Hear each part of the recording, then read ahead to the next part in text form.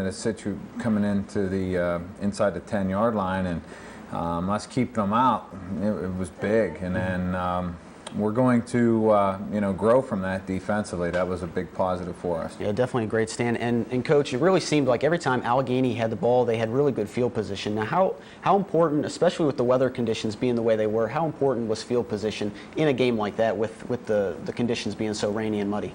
Oh, field position's huge in a game like that, and field position was not in our favor for the entire game. I mean, and that definitely was something that we could have controlled. I mean, it was because of our turnovers. It wasn't because of poor special teams or anything like that. It was things that we had within our control. And Allegheny kind of hurt themselves a lot in that first half with their penalties, and that kind of evened out the field position a little bit, particularly right at the start of the second quarter. Guys were backed up inside your 5, and then they had a personal foul penalty. It got you guys right back out with some breathing room. Yeah, they had a few personal fouls in the first half, which I was surprised to see, and some pass interference calls, and some things that helped for sure. Now, on the last series of that first half, you guys had put together a really nice drive, and you got down there, went for the field goal. Did you think about going for the touchdown, or did you say to yourself, hey, we got to get some kind of points going into the half? Well, anytime. I mean, we're in a scoring situation, as long as we're confident in our kicker, which we are, we're going to get the points. And you have to take the points when you're down there. And of course, we wanted a touchdown, and we took a shot in the end zone, and but we had to come out of the first half with points on the board. And the Titans did kick that field goal there at the end of the half. So at this point in the game, 21-3, the Gators lead. Let's take a look at what happened in the second half. Here's the highlights.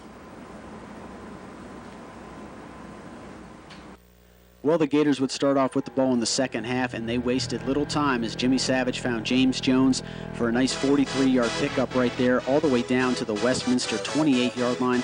Then on the very next play, Savage is going to hand off to Tarquinio, and Tarquinio with a nice pickup right here down the middle of the field, inside the 5, down to the Titan 3-yard line, just short of the goal line. Then here on 2nd and goal, you knew it was going to Tarquinio, and he pounded it in from 1 yard out, and that put the Gators up 28-3 very early on in the third quarter. Titans now with the ball. Middle third quarter, Kevin France, the freshman quarterback, going to drop back to pass, find Jake Buzzard. Great catch by Buzzard right there. Pickup of 11 yards. Titans would convert the first down. Then, a couple plays later, swing pass out to Buzzard for a nice 6-yard pickup down to the 42. Titans, though, on third down, cannot convert as the pass from France just wide of Buzzard.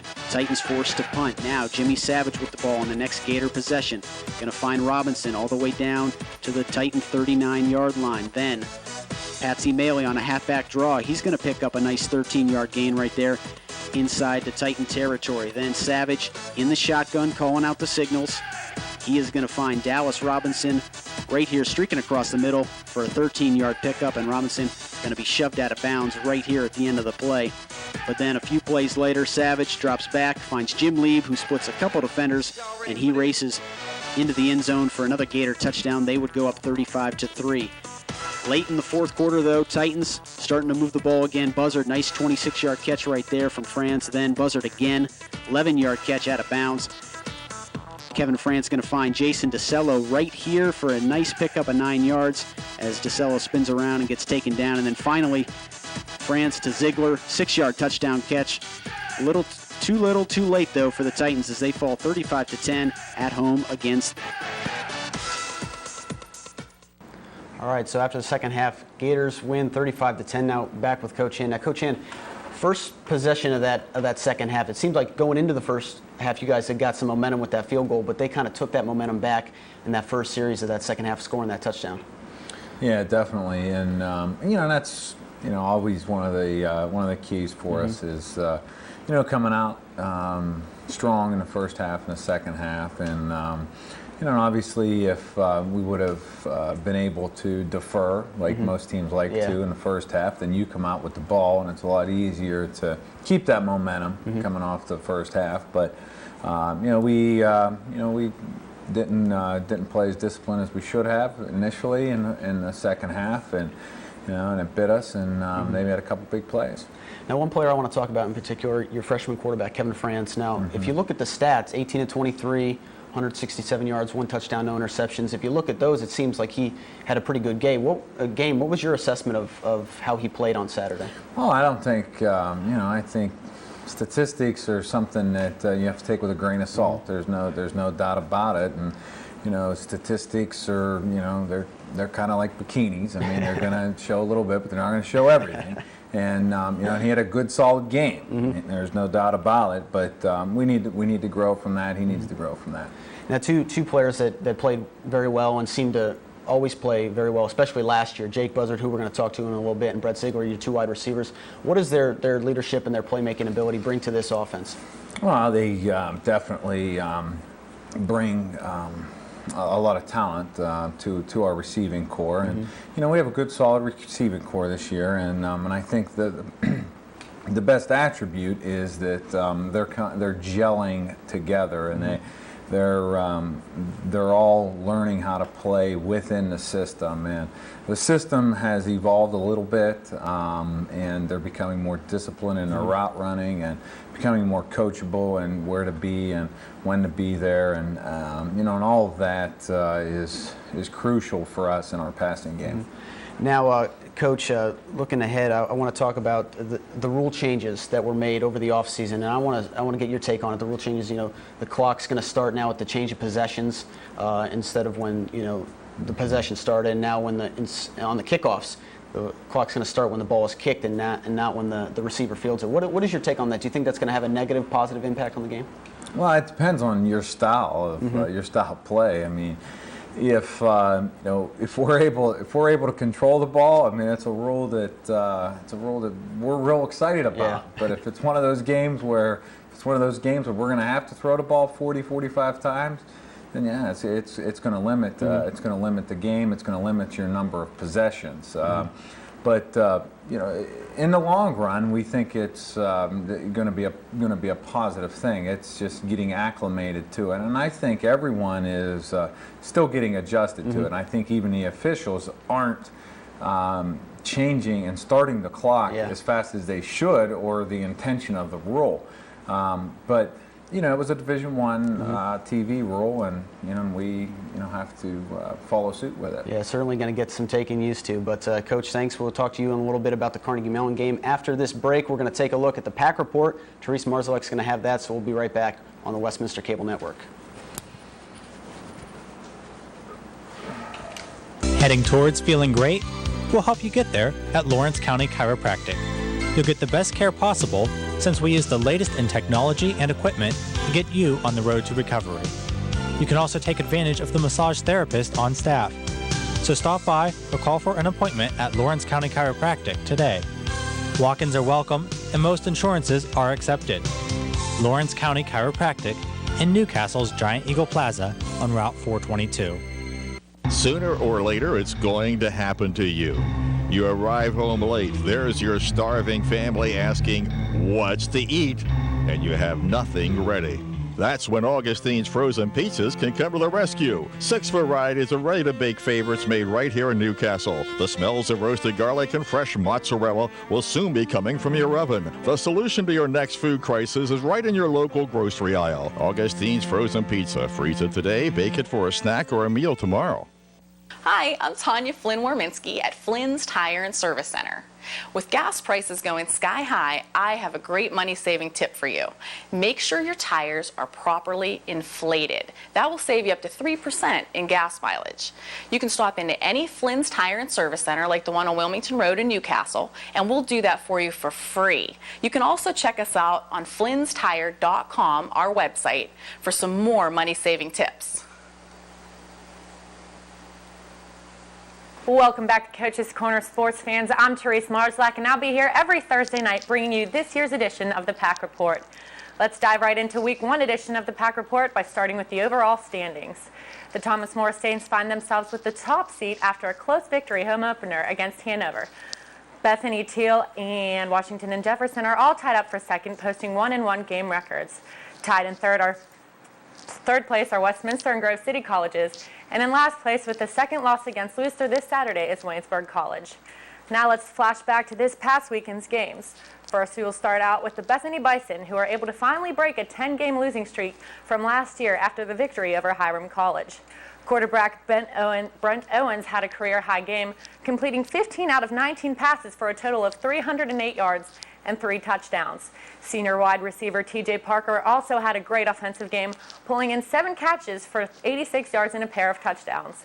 Defensively, the Bison totaled 6 sacks, the most by a Bison team since the 2002 season. The end score, Hiram 7, Bethany 42. Moving on, the Teal Tomcats could not get a touchdown, let alone a field goal against Alfred University, losing 14-0. The Tomcats had the advantage in the offensive yards and first downs, but converted just 2 of 15 third down chances. Defensively, outside linebackers Chris Hlinka and Michael Stimac led the Tomcats with 10 tackles apiece. The Washington and Jefferson Presidents faced the Allegheny Gators, coming out victoriously with the score W&J 22, Allegheny 10. The Gators were held to just 296 yards, while W&J ran the ball 56 times for 298 yards, totaling a whopping 433 yards. Senior Ryan Mendel set new career highs by carrying the ball 33 times for 177 yards. Mendel went over the 2,000-yard mark for his career. Senior cornerback Corey Walsh had an excellent game as well, with 12 tackles and 3 interceptions, one which wrapped up the game after running it 36 yards into the end zone in the final seconds. Grove City opened their 2006 season with a loss to Carnegie Mellon. Grove City's Matt Wheel ran for 104 yards on 15 carries, while freshman quarterback Andrew DiDonato completed 10 of 16 passes for his first career start.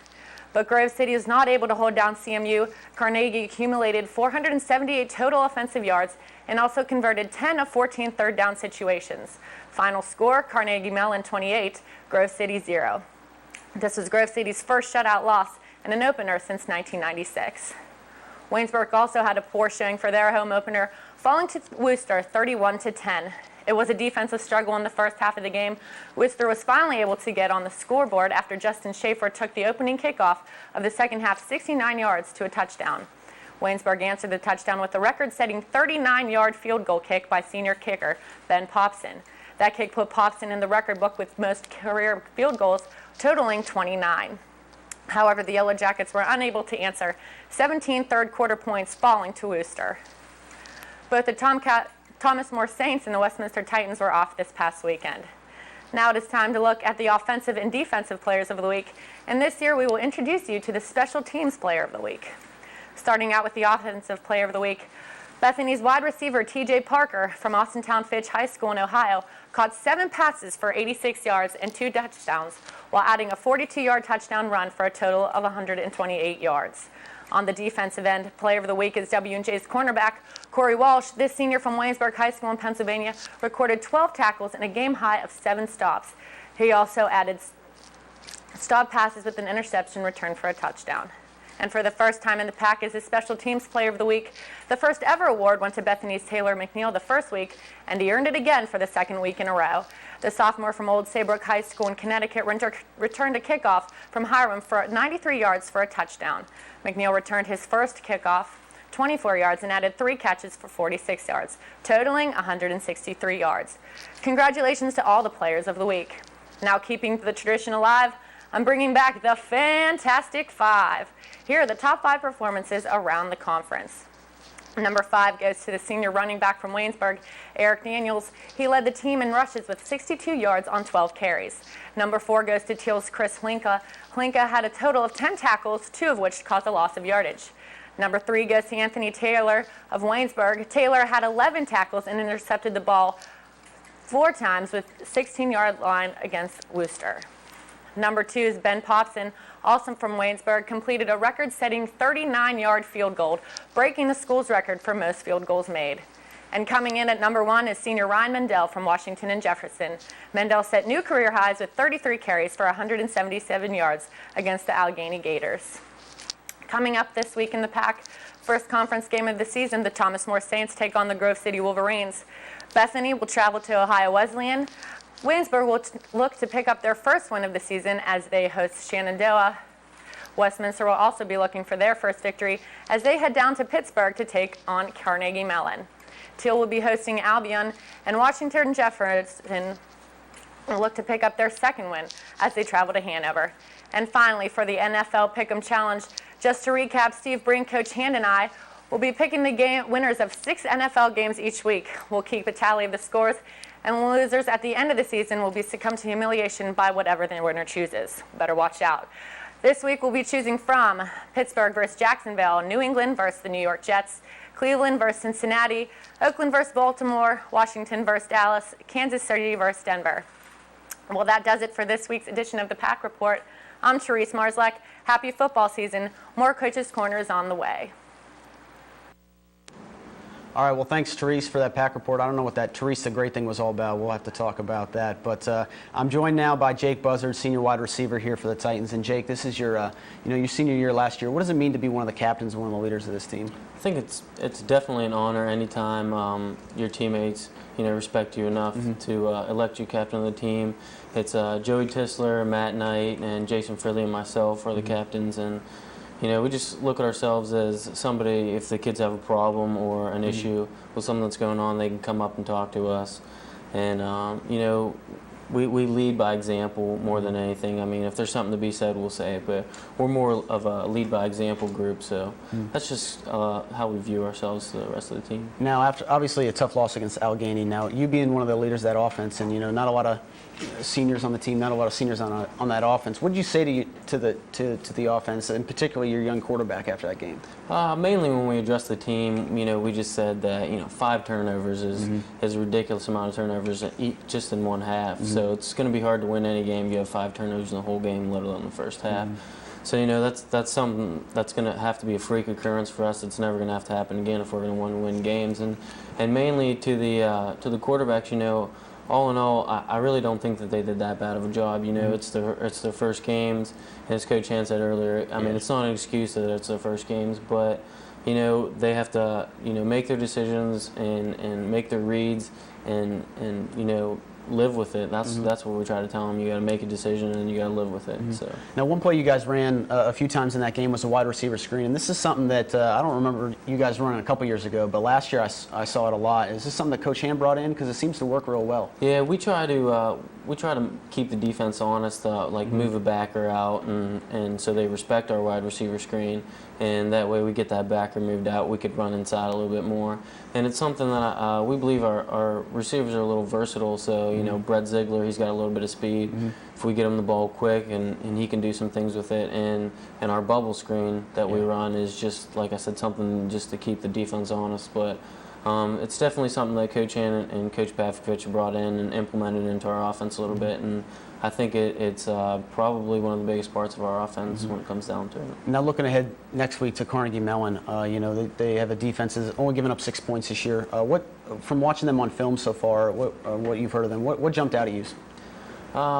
So much as me being a wide receiver, I watch more of the defensive backs and whatnot, and a little bit of linebackers, but their corners, they give a little bit more of a cushion, so try to take advantage of the shorter routes, and they have a really good safety, preseason All-American kid who's doing pretty well this year. So I mean, they definitely have a good core back there in defensive backs, but like I said, I think we're just going to try to take advantage. I mean, our receiver core, we think we can play with anybody, on our schedule this year. So we're definitely not scared of anybody, but at the same time, we're trying to take what the defense gives us. So now, Jake, real quick, what do the Titans need to do on offense this week to be successful? I think we really have to get our run game going, which in turn helps our pass game, just like any other football game. But we get our run game going, then we get our play action game going, and we feed off that. And I think that's kind of what our offense is based off of.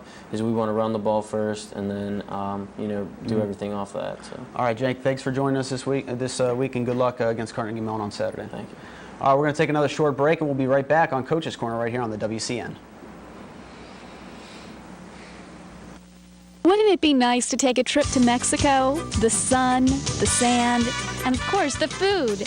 Now, if you're like most people, you can't just go to Mexico. But the good news is that a taste of Mexico is right in your backyard. El Canelo has everything you need to have that authentic Mexican experience.